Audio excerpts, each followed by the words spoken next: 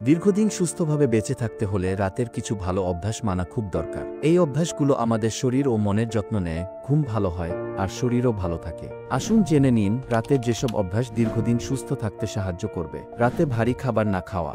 রাতে অতিরিক্ত খাবার খাওয়া বা তেল মশলাযুক্ত খাবার খাওয়ার ফলে আমাদের হজমে অসুবিধা হতে পারে। ইনসুলিন স্পাইক হতে পারে ঘুমের সমস্যা। অ্যাসিড রিফ্লাক্স ও মেটাবলিক ইস্যু থেকে মুক্তি পেতে ঘুমের 2-3 ঘন্টা আগে রাতের খাওয়া শেষ করুন। রাতের খাবার হালকা রাখুন।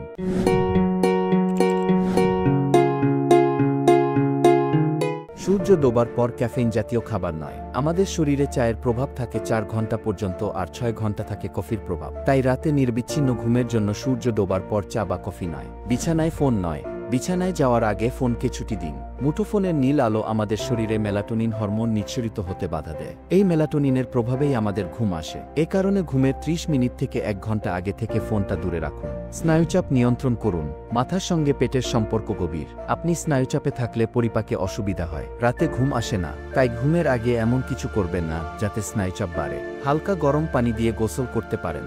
মানসিক চাপ কমাতে মিউজিক থেরাপির সাহায্য নিতে পারেন। ঘুমানোর আগে গভীরভাবে শ্বাস নিন, ধীরে ধীরে ছাড়ুন। পর্যাপ্ত পানি পান করুন। তবে সঠিক সময়ে ঘুমানোর আধা ঘন্টা আগে অল্প পরিমাণ পানি পান করুন।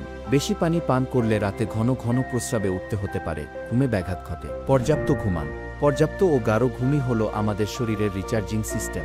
শরীরের কোষ পুনর্গঠিত হয়, মস্তিষ্ক বিশ্রাম পায়। তাই প্রতিদিন 7 থেকে 8 ঘন্টা ঘুমানো খুবই জরুরি। রাতের যেসব খারাপ অভ্যাস যা এড়িয়ে চলা উচিত: দেরিতে খাওয়া বা অতিরিক্ত ঝাল মশলাযুক্ত খাবার খাওয়া, ধূমপান বা মদ্যপান, দুশ্চিন্তা নিয়ে ঘুমাতে যাওয়া, ঘুমের ঠিক আগে অতিরিক্ত মানসিক চাপের কাজ করা।